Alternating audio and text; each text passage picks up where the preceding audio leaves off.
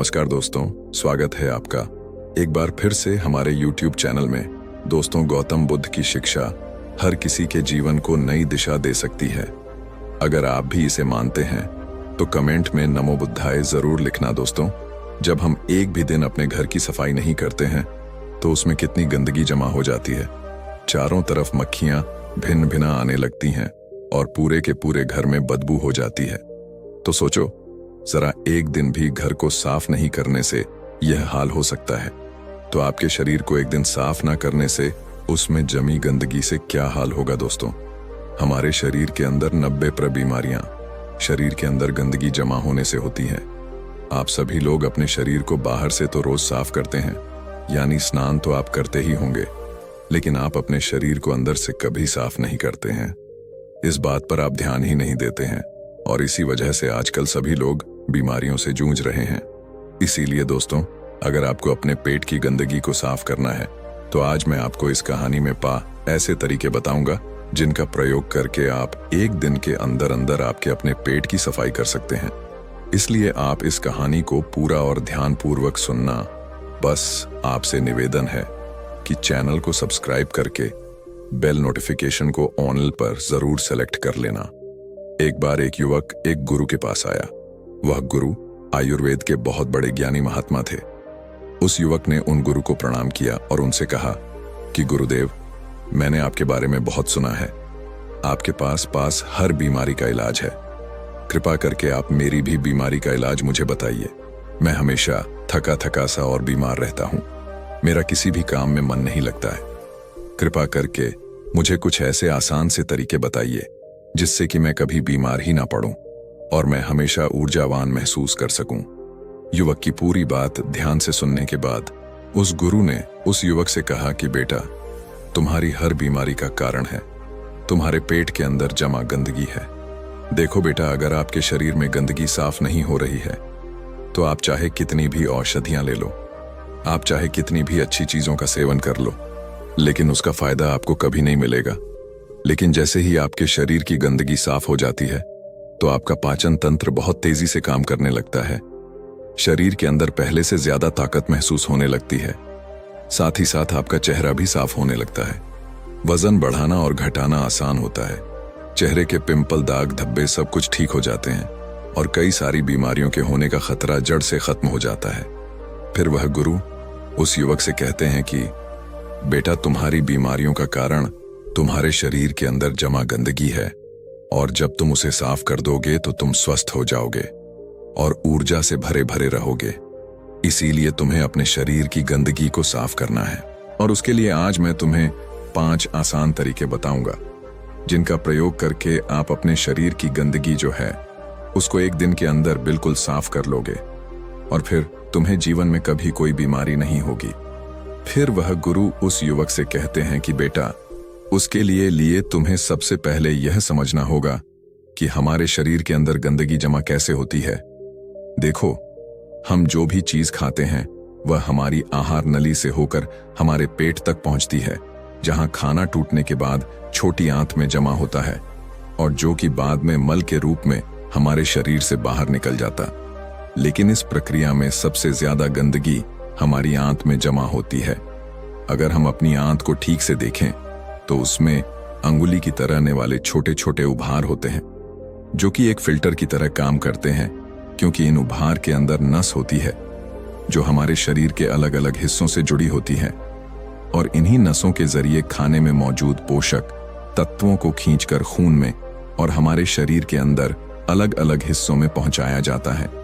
लेकिन जब हम लोग जाने अनजाने में गलत तरीके से खाने का इस्तेमाल करते हैं तो वह हमारी आंतों में चिपक जाता है और धीरे धीरे दीवार पर एक मोटी परत बनकर जमा हो जाती है, जिससे कि जब हमारी आंतें खाने में मौजूद पोषक तत्वों को खींचती है तो उसके साथ साथ गंदगी भी हमारे खून में मिल जाती है और फिर यह गंदगी हमारे शरीर के अलग अलग हिस्सों में जाकर जमा हो जाती है।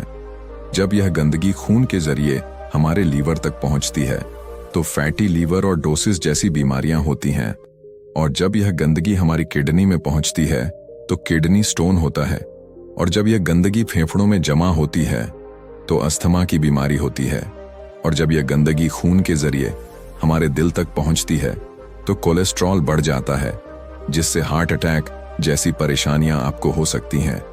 और ये गंदगी हमारी नसों में ब्लॉकेज पैदा करती है, और जब ये गंदगी हमारी त्वचा में पहुंचती है तो दाग धब्बे, खुजली, पिंपल जैसी तरह की कई समस्याएं होने लगते हैं। और इतना ही नहीं, जब ये गंदा खून हमारे पूरे शरीर में फैल जाता है तो हमारे शरीर के जो हार्मोन का संतुलन है वह भी बिगड़ने लगता है। इससे और भी जानलेवा बीमारियां होने का खतरा आपको बढ़ सकता है। यहां तक कि कैंसर, टीबी जैसी भयंकर बीमारियां भी आपको हो सकती हैं। फिर गुरु उस युवक से कहते हैं कि बेटा, बस आप इतना समझ लो कि शरीर में हर छोटी से छोटी और बड़ी से बड़ी बीमारी का जो कारण है वह आपके शरीर में जमा गंदगी है। और इसके लिए अब मैं आपको 5 आसान से तरीके बताता हूं, जिससे अगर आप उसे एक हफ्ते में एक बार भी कर लेते हैं तो आपकी पूरी बॉडी को यह डिटॉक्स कर देगा। इसीलिए इसको ध्यान से सुनो, क्योंकि यह आपके स्वस्थ रहने के लिए बहुत ही मददगार साबित होगा। फिर गुरु उस युवक से कहते हैं कि बेटा, सबसे पहला तरीका है, इसमें आपको करना है कि जैसे ही आप सुबह उठते हैं तो आपको सबसे पहले फ्रेश होने जाना है, और इसके बाद आपको 1 गिलास हल्का पानी गर्म करना है और उसमें आधा नींबू निचोड़ लेना है, और फिर उस नींबू पानी को घूंट घूंट करके पी जाना है। नींबू में विटामिन सी होता है। विटामिन सी आपके सेल्स को रिपेयर करता है और आपकी इम्यूनिटी को इंप्रूव करता है। सिर्फ यही नहीं, यह आपकी त्वचा और हड्डियों को भी स्वस्थ रखता है। अगर आपको चोट लगी है तो उस घाव को जल्दी भरने में यह आपकी मदद करता है।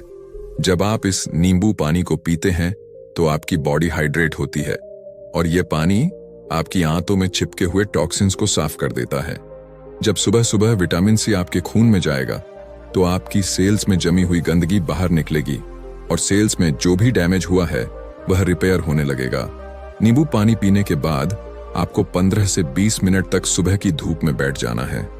ऐसा करने से क्या होता है कि धूप में विटामिन डी होता है, जो कि हमारे शरीर के फंक्शंस के लिए बहुत जरूरी है, और साथ ही साथ विटामिन डी की मौजूदगी में जितने भी जीवाणु होते हैं, कीटाणु होते हैं, वह सब मर जाते हैं। इसीलिए आपको नींबू पानी पीने के बाद धूप में 15 मिनट तक जरूर बैठना है। फिर गुरु दूसरा नियम बताते हुए कहते हैं कि बेटा, आपको 1 चम्मच नारियल का तेल या फिर अरंडी का तेल लेना है, और उस 1 चम्मच तेल को अपने मुंह में डालना है। इसके बाद 15 मिनट तक अपने मुंह के चारों ओर उसे घुमाते रहना है। देखिए, ऐसा करने से क्या होता है कि जो ये तेल होता है वह हमारे शरीर की जितनी भी गंदगी है उसको अपनी ओर खींचता है, और हमारी जो जीभ होती है वह हमारी किडनी, दिल, फेफड़े, छोटी आंत, रीढ़ की हड्डी और शरीर के सारे अंगों से जुड़ी होती है, और जिससे इन सारे अंगों की जितनी भी गंदगी होती है वह तेल में आकर चिपक जाती है। 10 से 15 मिनट तक उस तेल को मुंह के अंदर घुमाने के बाद आपको यह करना है कि इस तेल को आपको बाहर फेंक देना है और आपको कूल्हा कर लेना है। फिर गुरु उस युवक को तीसरा नियम बताते हुए कहते हैं कि बेटा, आपको अपने खाने के समय में थोड़ा सा बदलाव करना है, और वह यह है कि आपको रात का खाना जो है वह थोड़ा जल्दी खाना है, और सुबह का जो खाना है वह थोड़ा देर से खाना है।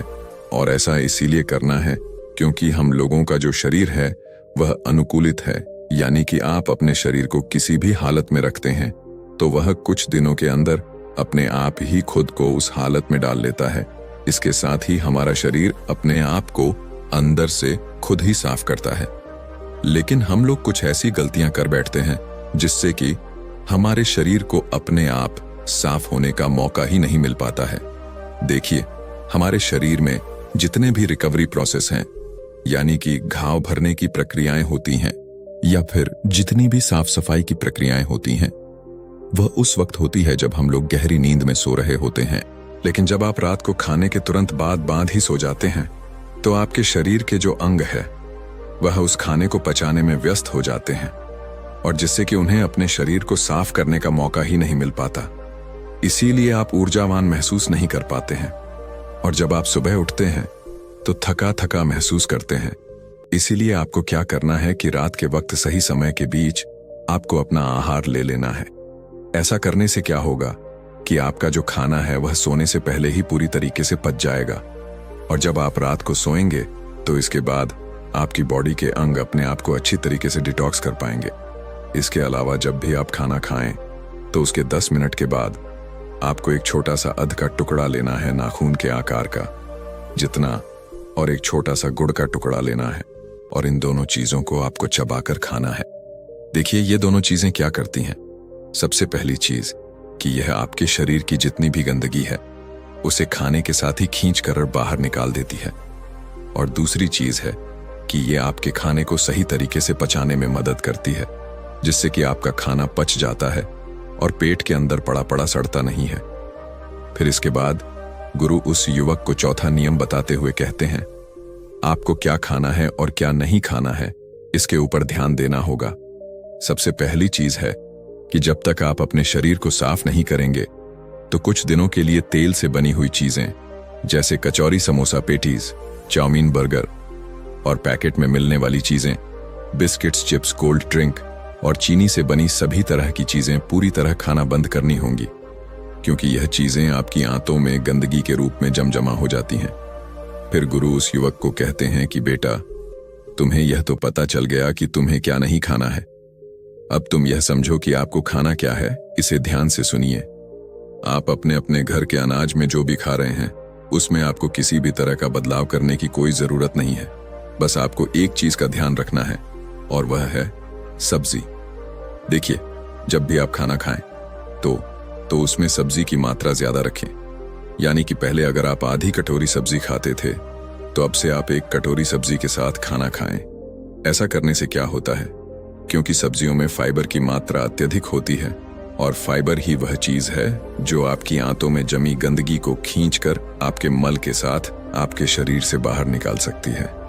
फाइबर आपके खाने को आंतों से अच्छी तरीके से बाहर निकालता है, जिससे आपकी आंत में टॉक्सिन चिपक नहीं पाते हैं। इसीलिए खाने में फाइबर ज्यादा ले। आप हरी सब्जियां खाना शुरू करें और फल खाएं। सेब, नारियल और अनार में आपको अच्छे से फाइबर मिलता है। साथ ही अगर आप संतरा खाते हैं तो आपको फाइबर और विटामिन सी दोनों मिलेंगे, जिसमें बहुत फायदे हैं। इसके साथ ही आप खाना खाने के बाद सबब गोल भी ले सकते हैं, जिसमें भी फाइबर होता है। इसको आप पानी के साथ ले सकते हैं और दूध के साथ भी ले सकते हैं। फिर वह गुरु युवक को 5वां नियम बताते हुए कहते हैं कि पूरे दिन में 20 से 30 मिनट तक ऐसा समय जरूर निकालें जिसमें आप किसी तरह का फिजिकल एक्टिविटी करें। आप चाहे तो खेल खेल सकते हैं, दौड़ सकते हैं, एक्सरसाइज कर सकते हैं, कुछ भी हो, यानी कि किसी भी तरह की फिजिकली एक्टिविटी होनी चाहिए। और ऐसा इसलिए क्योंकि जब भी आप किसी तरह की फिजिकल एक्टिविटी करते हैं तो आपकी बॉडी से पसीना बाहर आता है और पसीने के साथ आपकी बॉडी की गंदगी भी बाहर आती है। तो अगर आप दिन में एक बार जमकर पसीना बहाओ तो आपके शरीर में टॉक्सिन जो है वह बाहर आ जाएंगे।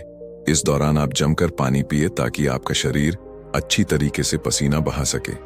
एक्सरसाइज करते समय आपके शरीर को ज्यादा एनर्जी की जरूरत पड़ती है, जिसकी वजह से आपको ज्यादा भूख भी लगती है। साथ ही इससे आपका ब्लड सर्कुलेशन भी इंप्रूव होता है। जो लोग ज्यादा एक्सरसाइज करते हैं उनके शरीर में टेस्टोस्टेरोन का लेवल भी बढ़ जाता है, जिससे वह ज्यादा ऊर्जावान महसूस करते हैं। एक्सरसाइज करने से न सिर्फ आपका खून साफ होता है बल्कि आपको बहुत सारे फायदे होते हैं। तो कम से कम पूरे दिन में 20 से 30 मिनट तक अपनी बॉडी को एक्सरसाइज जरूर करवाएं। इसके अलावा आपको एक काम और करना है। आप किसी भी धर्म में देखें, उसमें आपको फास्टिंग का रोल अवश्य मिलेगा। अगर आप हिंदू हैं तो आप त्योहारों के समय व्रत रख सकते हैं, मुस्लिम हैं तो आप रोजा रख सकते हैं। लेकिन आप लोगों को ये लगता है कि फास्टिंग एक धार्मिक चीज है, लेकिन आप लोग ये नहीं जानते, क्योंकि पुराने समय के जो लोग थे वह फास्टिंग को इसीलिए रखते थे ताकि वह अपनी बॉडी को डिटॉक्स कर सके। देखो, जब आप फास्टिंग में रहते हैं तो आप कुछ भी नहीं खाते हैं। इससे क्या होता है कि आपकी बॉडी के अंगों को अपने आप को साफ करने का बहुत सारा समय मिल जाता है, जिससे कि वह अपने आप अच्छे से साफ कर पाती है। इसीलिए जब भी आपको मौका मिले तो आप फास्टिंग जरूर करें, क्योंकि अगर आप हफ्ते में 1 दिन व्रत करते हैं तो आपकी बॉडी अपने आप ही खुद को साफ कर लेगी। क्योंकि जब आपकी आंतों में बार बार खाना जाता है तो उसके ऊपर एक लेयर बन जाती है। इस तरह से वह खुद को साफ नहीं कराती है, उसे मौका नहीं मिलता है। इसीलिए अगर आप अपने शरीर को 1 दिन के लिए छुट्टी दे देते हैं खाने की, तो इससे आपका शरीर जो है वह खुद ही साफ हो जाता है। इसीलिए अगर आप अपनी स्टमक और एंटीसाइन को 1 दिन की छुट्टी दे देते हैं तो वह खुद को साफ कर लेती है।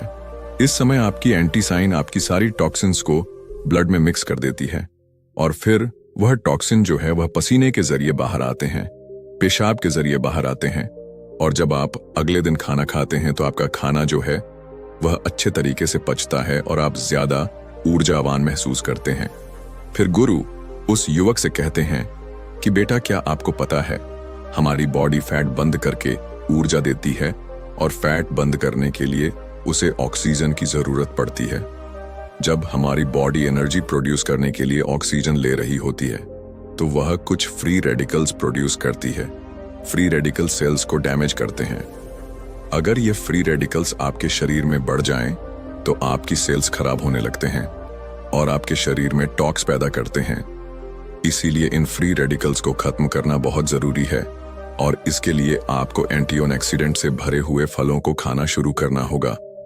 जैसे कि अनार में काफी मात्रा में एंटीऑक्सीडेंट पाए जाते हैं जो कि आपकी सेल्स में फ्री रेडिकल्स को बाहर निकालते हैं और सेल्स को अच्छे से तैयार करते हैं। दोस्तों, क्या एक पत्ता आपको स्वास्थ्य से संबंधित अनेक लाभ दे सकता है? जी हाँ, बिल्कुल एक ऐसा पत्ता जो आपके लिए वरदान है। और इस वीडियो में उस पत्ते के बारे में जानेंगे और उस पत्ते के चमत्कारिक लाभ जानेंगे और यह भी जानेंगे कि किस तरह से हम इस पत्ते का प्रयोग करेंगे ताकि हमें इसका पूरा और अच्छे से लाभ मिल पाए। एक बार एक बौद्ध भिक्षु अपने सभी शिष्यों को प्रकृति में मौजूद पेड़ के पत्तों के बारे में बता रहे थे। वह बता रहे थे कि हमारी प्रकृति में बहुत सारे पेड़ हैं और उन पेड़ों में से बहुत सारे पेड़ों के पत्ते हमारे स्वास्थ्य के लिए बहुत ही लाभकारी है। उन्हीं पेड़ों के पत्तों में से एक है अमरूद का पत्ता, जो इस प्रकृति में मानव जाति के स्वास्थ्य के लिए वरदान है। जितना फायदेमंद अमरूद होता है उससे भी ज्यादा फायदेमंद उसका पत्ता होता है। एक अमरूद के पत्ते में हमारे स्वास्थ्य से संबंधित बहुत सारे राज छिपे होते हैं। आयुर्वेद के अनुसार यह एक पत्ता ही आपके शरीर की 80 खतरनाक बीमारियों को दूर कर देता है। इसके बाद बौद्ध भिक्षु अपने सभी शिष्यों को कहते हैं कि इसका पहला फायदा है कि यह आपकी ब्लड शुगर को कंट्रोल करता है। अगर आप डायबिटिक मरीज हैं तो आपको अमरूद के पत्ते जरूर खाने चाहिए, क्योंकि अमरूद के पत्तों में कुछ ऐसे कंपाउंड होते हैं जो आपके ब्लड शुगर के ऑब्जर्वेशन को कम कर देते हैं।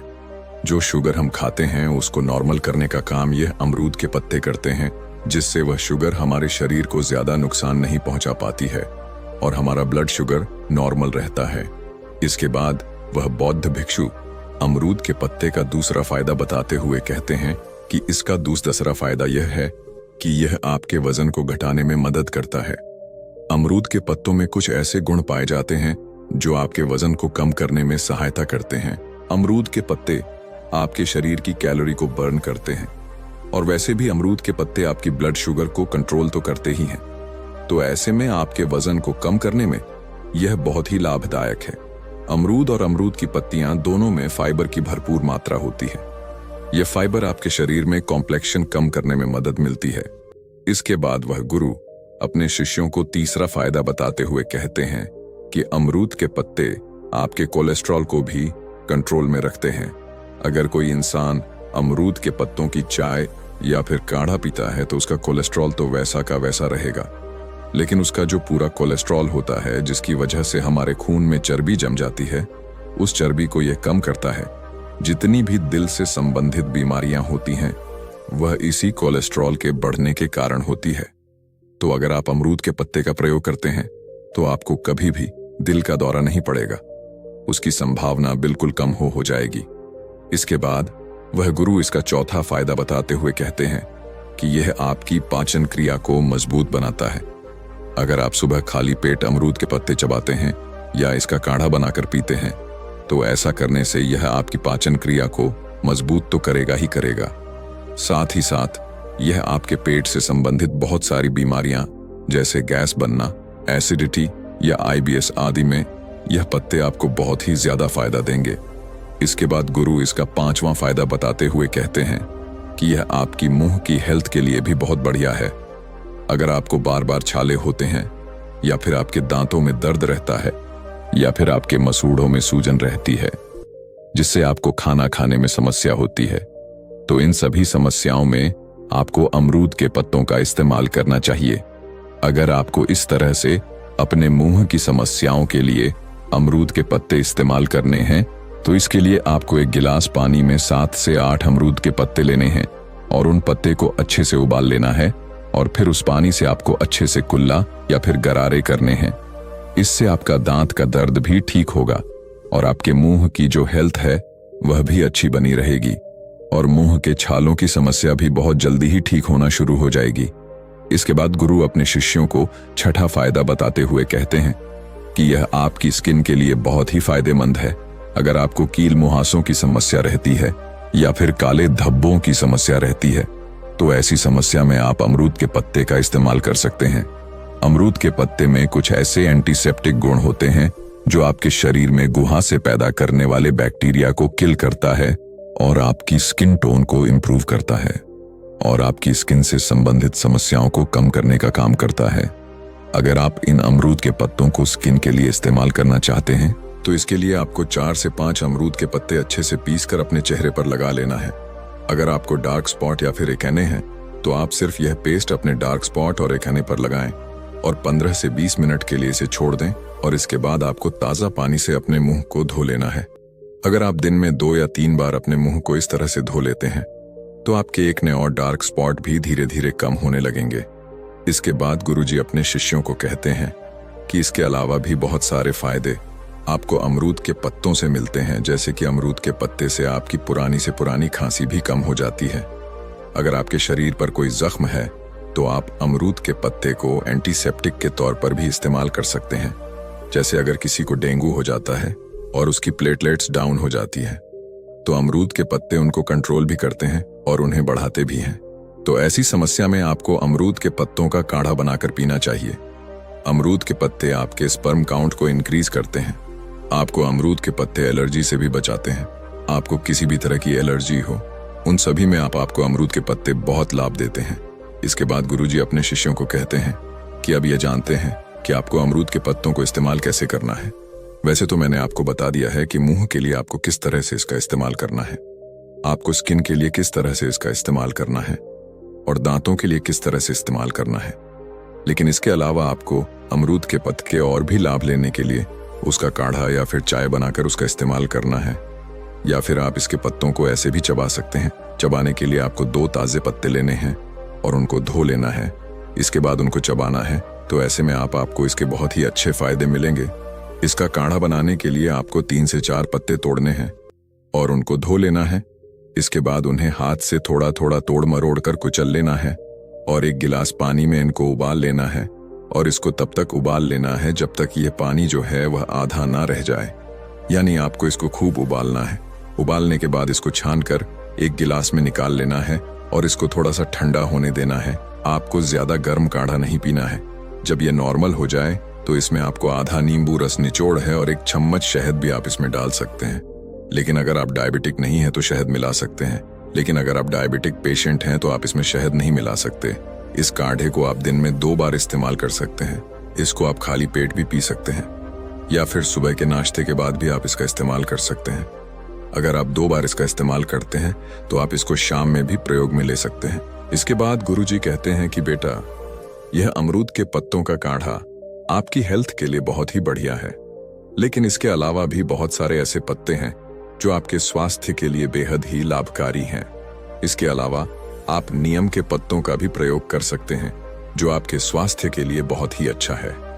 नीम एक ऐसा पेड़ है जिसके तने, पत्तियां और बीज औषधि का काम करते हैं। नीम की पत्तियों को आयुर्वेद में काफी फायदेमंद माना गया है। इसकी पत्तियों का इस्तेमाल तरह तरह की समस्याओं को दूर करने के लिए किया जाता है। इसमें एंटीबैक्टीरियल और एंटी फंगल गुण होते हैं जो सूजन, जलन और खुजली को कम करते हैं।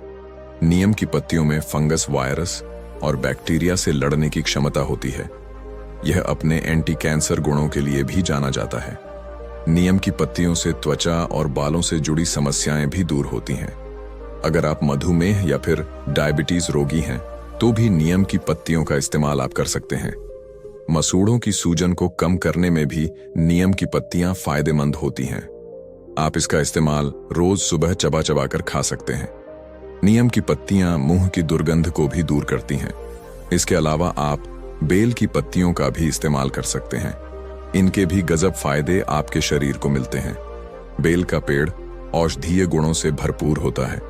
इसके फल में कैल्शियम, फास्फोरस, प्रोटीन और आयरन काफी अच्छी मात्रा में होता है। बेल के फल के साथ ही पत्ते भी स्वास्थ्य के लिए बहुत ही फायदेमंद होते हैं।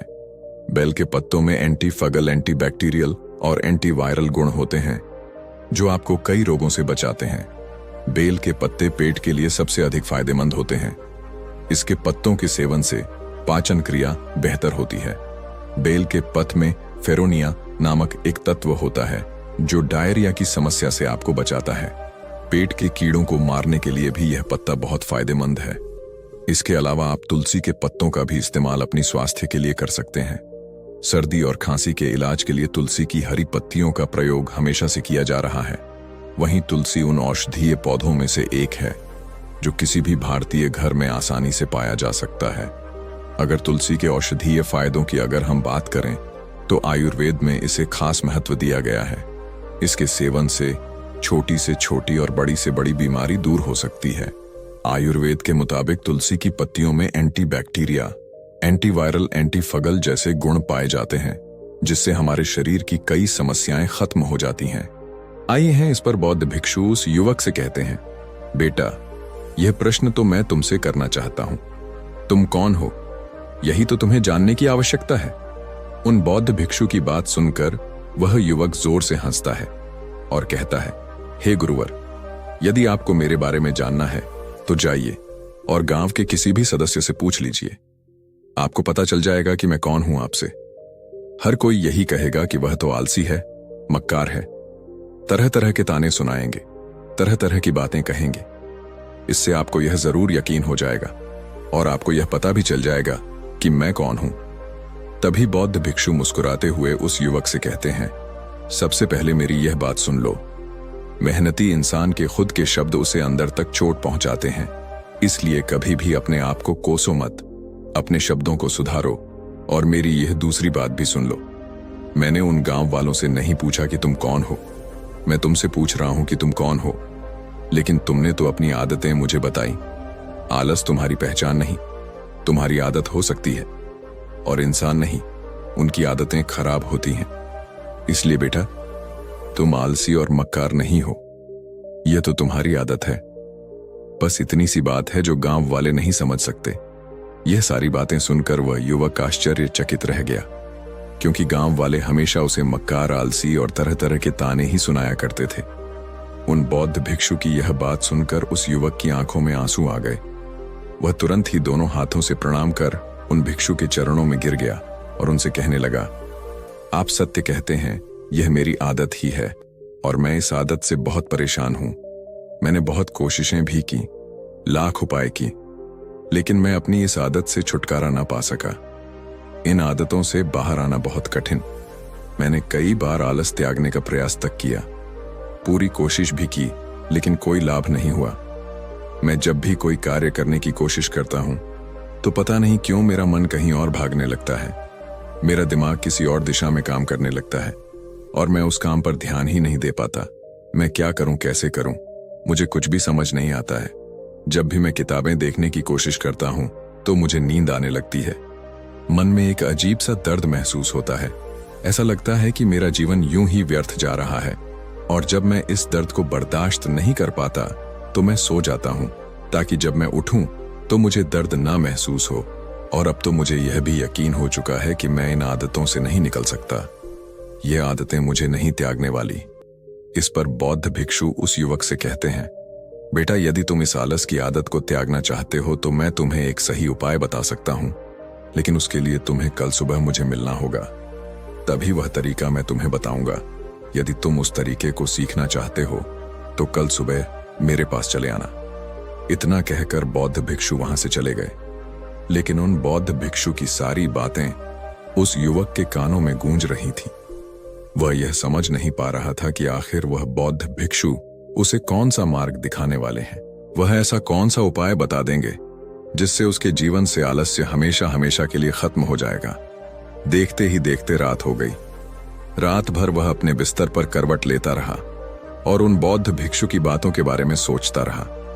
प्रकार देखते ही देखते सुबह हो गई और वह युवक उन बौद्ध भिक्षु के पास जा पहुंचा। वह युवक उन बौद्ध भिक्षु को प्रणाम करता है और कहता है, गुरुवर, जैसा कि आपने कहा था, लीजिए, मैं आ गया। अब मुझे वह मार्ग बता दीजिए जिससे मैं अपने जीवन से इस आलस्य को निकाल सकता हूं। तभी बौद्ध भिक्षु उस युवक से कहते हैं, बेटा, जब भी तुम्हारा मन दुविधा में हो, तुम निर्णय ना ले पा रहे हो और तुम्हारे मन में तरह तरह के प्रश्न उठ रहे हो कि मैं क्या करूं, कैसे करूं, इस कार्य को पूर्ण कैसे करूं, यह सब कैसे होगा, तब तुम वास्तविकता में अपने अतीत से सोच रहे हो। पिछली बार तुम्हारे ऐसा करने पर क्या हुआ, या अतीत में तुमसे लोगों ने क्या कहा था। तो आज से कभी भी अपने अतीत से नहीं बल्कि भविष्य में सोचो। इस पर युवक कहता है, भविष्य से वह भला कैसे? तभी बौद्ध भिक्षु उससे कहते हैं, मान लो कि तुम्हें आज किसी भी चीज की कमी नहीं। तुम्हारे पास वह हर चीज जो तुम चाहते हो, वह सारी सुख सुविधाएं हैं। तो अब बताओ, तुम अपना जीवन कैसे व्यतीत करना चाहोगे? उन बौद्ध भिक्षु की यह बात सुनकर वह युवक कुछ देर के लिए सोचने में गया, क्योंकि आज तक उसने सभी गांव वालों के केवल ताने ही सुने थे। किसी ने भी आज तक उसके जीवन के बारे में उससे ऐसी बात नहीं की थी, और वह गुरुवर उसे आने वाले भविष्य के बारे में उससे बातें कर रहे थे। उन बौद्ध भिक्षु की यह बात सुनकर वह युवक खुद से प्रश्न करने लग गया कि अगर मेरे पास सब कुछ होगा, धन की कोई कमी नहीं होगी और सारी सुख सुविधाएं होंगी, तो मैं अपना जीवन कैसे व्यतीत करूंगा? कुछ देर सोच विचार करने के बाद वह बौद्ध भिक्षु से कहता है, गुरुवर, मैं यह दुनिया घूमना चाहूंगा, पर्वतों पर जाना चाहूंगा, समुद्र की रेत पर चलना चाहूंगा और मैं एक बहुत मशहूर व्यापारी बनना चाहूंगा। तभी अचानक उस युवक का ध्यान टूट गया और वह उन बौद्ध भिक्षु से कहता है, परंतु हे गुरुवर, यह सब कैसे संभव होगा? केवल मेरी मात्र सोच लेने से तो यह सब पूरा नहीं होने वाला। उसके ऐसा कहते ही उसके अतीत में बीती हुई सारी घटनाएं उसकी आंखों के सामने से गुजरने लगी और वह एक बार फिर से निराश होने लगा। और अब वह यह सोचने लगा कि मेरे पास तो पैसे ही नहीं है, तो मैं भला व्यापार कैसे कर सकता हूं? ना ही मेरे पास व्यापार का कोई अनुभव है। ऐसी स्थिति में मैं भला यहां से कैसे निकल सकता हूं? उस युवक के इस प्रश्न का जवाब देते हुए वह बौद्ध भिक्षु से कहते हैं, भंते, हर रात में सोने से पहले तुम हर दिन अपना लक्ष्य एक कागज पर लिखो और सुबह उठकर सबसे पहले उस लक्ष्य को देखो और सोचो कि उस लक्ष्य को पाने के लिए तुम आज क्या कर सकते हो, और जो भी तुमने उस कागज पर लिखा होगा उस कार्य को उसी दिन पूरा करने की हर मुमकिन कोशिश करो। इस पर वह युवक कहता है, ठीक है, आप सच कह रहे हैं, लेकिन जब मैं बहुत सोचने लगता हूं तो मेरा मन बेचैन होने लगता है और मन में तरह तरह के विचार उठने लगते हैं, और इन विचारों को शांत करने के लिए मैं सो जाता हूं ताकि वह विचार मुझे परेशान ना कर पाए। उस युवक की इस समस्या का समाधान करते हुए वह बौद्ध भिक्षु उस युवक से कहते हैं, बेटा, अंतमण की चाल को समझो और शब्दों की मदद से नया भविष्य बनाओ। तभी युवक कहता है, हे गुरुवर, आप क्या कहना चाहते हैं? मैं आपकी बात समझ नहीं पा रहा हूं। इस पर बौद्ध भिक्षु मुस्कुराते हुए कहते हैं, बेटा, कैसे होगा? यह जो सवाल है यह नहीं बल्कि एक डर है जो तुम्हारे अंतमण में बैठा हुआ है, जो तुम्हें अगला कदम लेने से रोक रहा है। यदि तुम वास्तविकता देखो तो किसी को भी नहीं पता होता कि वह कार्य कैसे होगा, लेकिन एक इंसान जब दृढ़ निश्चय कर लेता है तो वह अपने उद्देश्य को सामने रखकर लगातार प्रयास करता रहता है और वह अपनी सफलता प्राप्त कर ही लेता है। तभी वह युवक उन बौद्ध भिक्षु से कहता है कि हे गुरुवर, अगर ऐसी बात है तो मन में बार बार चिंता क्यों होती है? मन बार बार बेचैन क्यों हो उठता है? इस पर बौद्ध भिक्षु कहते हैं, बेटा, क्योंकि तुम्हें डर है कि तुम कमजोर हो। तुम्हारे अंतर मन में बैठा है कि तुम में कुछ कमी है, तुम किसी काम के नहीं हो, और यही कारण है कि तुम कोशिश करने से डरते हो, क्योंकि तुम्हारा अंतर्मन हमेशा तुम्हें रोकता रहता है। जब भी तुम कोई कार्य शुरू करना चाहते हो, तुम्हारा मन तुमसे पहले कह देता है, इससे आगे मत जाना, अन्यथा तुम हार जाओगे, और इसी कारण तुम्हें चिंता होने लगती है, तुम्हारा मन बेचैन होने लगता है। तभी वह युवक कहता है, गुरुदेव, आपने जो कुछ भी कहा वह बिल्कुल सत्य है, लेकिन अब आप ही मुझे बताइए कि मैं इस परेशानी से बाहर कैसे निकलूं? इसका जवाब देते हुए वह बौद्ध भिक्षु उससे कहते हैं, बेटा, इस समस्या का समाधान बहुत ही आसान और सरल है। तुमने देखा होगा कि अक्सर ही हम अपने आप को दोष देते रहते हैं, अपने आप तरह तरह के अपशब्द कहते रहते हैं जो हमारे अंतमन में जाकर बैठ जाते हैं और वही हमें आगे जाने से रोकते हैं।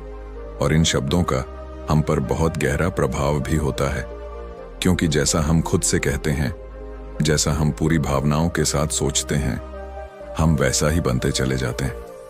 इसलिए यदि तुम खुद को बदलना चाहते हो कि तुम भी काबिल बन सको, तो तुम्हें अपने अंतमन को नए संदेश देने की जरूरत है।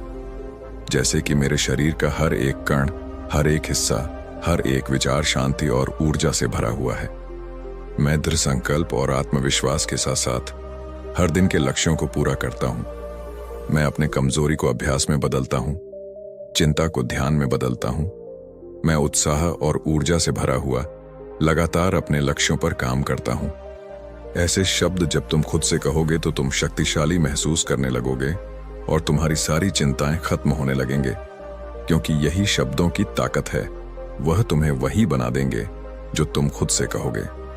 तुम जितनी भावना के साथ यह वाक्य बोलते हो, उसे महसूस करते नहीं भावनाओं से यह शब्द तुम पर असर करना शुरू कर देते हैं।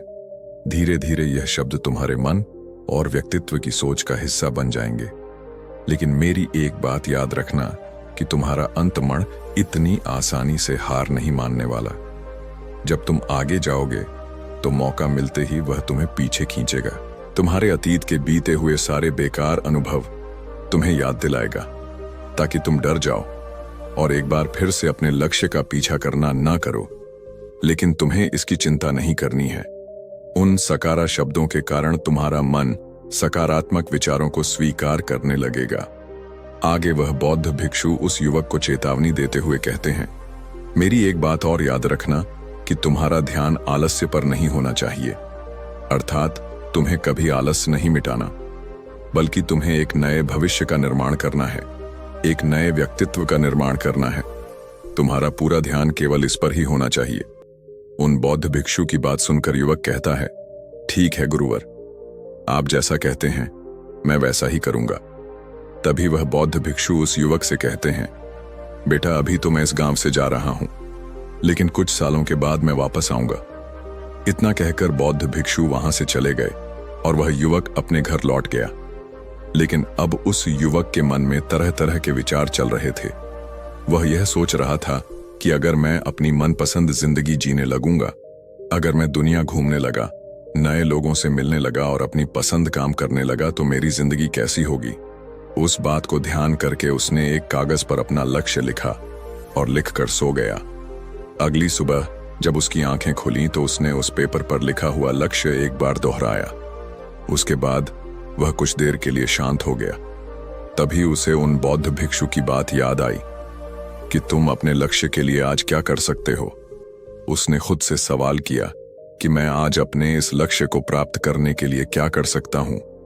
तभी उसे एक बार फिर से उस पेपर की तरफ ध्यान दिया।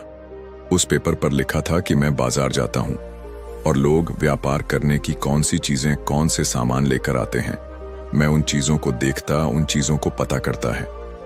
वह पेपर देखने के बाद तुरंत ही बाजार चला गया।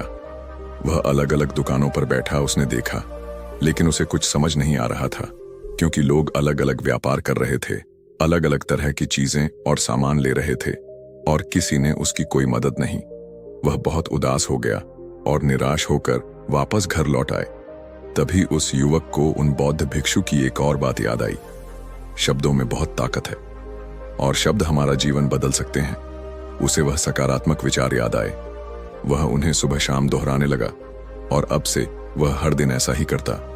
देखते ही देखते 1 महीना बीत चुका था, लेकिन अब तक उसके जीवन में कोई बदलाव नहीं आया था। अब वह यह सोचकर निराश होने लगा था कि उसके जीवन में तो कुछ भी परिवर्तन नहीं हो रहा। लेकिन 1 महीने के बाद उसे महसूस हो रहा था कि वह पहले से अच्छा महसूस कर रहा है। उसका दिमाग अब अच्छी तरह से सोच पा रहा है। वह पहले से ज्यादा चलने फिरने लगा है। धीरे धीरे उसे समझ में आने लगा कि जो लोग आगे जाते हैं, महान काम करते हैं, उनकी सोच में कितना अंतर होता है। वे लोग हमेशा शक्तिशाली विचार सोचते हैं। दूसरों की छोटी सोच और डर से वह कभी प्रभावित नहीं होते। जब भी उनके सामने कोई मुश्किल आती है तो वह घबराते नहीं, बल्कि उस समस्या का समाधान निकालते हैं। इस समस्या के समाधान पर ध्यान केंद्रित करते हैं और ना ही वह कभी किसी का इंतजार करते हैं। वह केवल खुद पर विश्वास करते हैं और तुरंत ही कदम आगे रखते हैं। जब उस युवक को यह सारी बातें समझ में आने लगी तो उसने भी धीरे धीरे अपने कदम आगे रखने शुरू किए। उसने बिल्कुल वैसा ही व्यवहार करना शुरू किया। अब से वह कभी खाली नहीं बैठता था। जब भी उसका मन करता वह बाजार जाता और लोगों के बारे में जानता समझता कि वह किस प्रकार व्यापार कर रहे, कौन सी चीजें खरीद रहे हैं और किन चीजों पर उन्हें लाभ हो रहा है। और जब उसका मन करता तो अपने पिता की मदद भी करता था। वह अपने पिता के साथ मंडी में जाता, वहां पर जाकर मोल भाव करता है। हमेशा कुछ ना कुछ सीखने में ही जुटा रहता है। तभी एक दिन गांव में एक मसाले का व्यापारी आया। उसे कुछ नौजवानों की जरूरत थी जो माल की गिनती कर सके और हिसाब रखने का काम कर सके। वह युवक अपने लक्ष्य को जानता था कि उसे क्या पाना। उसे समझ में आ गया था कि इस काम से उसे बहुत कुछ सीखने को मिलेगा। बेहिचक उस सेठ के पास पहुंच गया। वह जानता था कि उसे उस काम के बहुत कम पैसे मिलेंगे, लेकिन फिर भी वह उस काम को करने के लिए तैयार था। अब उसकी सोच पूरी तरह से बदल चुकी थी। अब वह बाकी लोगों की तरह नहीं सोचता था। बहुत ईमानदार और समझदारी से काम करता था। देखते ही देखते करीब 3 महीने बीत गए और अब व्यापारी यह समझ चुका था कि नौजवान बहुत ही समझदार है और वह उसे व्यापार में बहुत मदद करता है। इसलिए उस मसाले के व्यापारी ने उस युवक को अपना सहायक बना लिया। उस व्यापारी ने देखा कि इस युवक की दिनचर्या सबसे अलग है। यह हर दिन सुबह उठकर ध्यान करता है, नई चीजें सीखता है, परेशानी आती तो भी विचलित नहीं होता। यह सबसे सम्मान से बात करता है, सबका आदर करता है। देखते ही देखते 1 साल बीत चुके थे और अब तो व्यापारी उस नौजवान से बहुत खुश था। उसने धीरे धीरे उस नौजवान को व्यापार के सारे गुण सिखा दिए और देखते ही देखते वह युवक अब एक छोटा सा व्यापारी बन चुका था। और जब उस युवक के अंदर व्यापार की समझ आ गई तो उसने एक व्यापार शुरू कर दिया और देखते ही देखते केवल कुछ ही वर्षों में उस नगर का सबसे महान व्यापारी बन गया। लोग उसे सबसे मशहूर व्यापारी के नाम से जानने लग। उसकी नाम दूर दूर तक फैलने। करीब 5 वर्षों बाद जब वह वापस अपने घर लौटा तो लोग बहुत हैरान थे। उसे देखकर लोग बहुत आश्चर्यचकित थे। उसके सारे जानने वालों ने उस युवक से पूछा, तुम इतना कैसे बदल गए? तब उसने कहा, उन गुरु ने सच ही कहा था, शब्दों से हम जीवन बदल सकते हैं। उसकी नाम दूर दूर तक फैलने करीब 5 वर्षों बाद जब वह वापस अपने घर लौटा तो लोग बहुत हैरान थे। उसे देखकर लोग बहुत अचंभित थे। उसके सारे जानने वालों ने उस युवक से पूछा, तुम इतना कैसे बदल गए? तब उसने कहा, उन गुरु ने सच ही कहा था, शब्दों से हम जीवन बदल सकते हैं। दोस्तों, आज की वीडियो में बस इतना ही। हमें की नहीं कि इस वीडियो से आप लोगों को बहुत कुछ सीखने को मिले होंगे और आगे भी ऐसी प्रेरणादायक और ज्ञानवर्धक कहानी देखना और सुनने के लिए इस चैनल को सब्सक्राइब करें और अपने दोस्त और परिवार के साथ शेयर करें और एक प्यारा सा कमेंट में नमो बुद्धाय जरूर लिखें।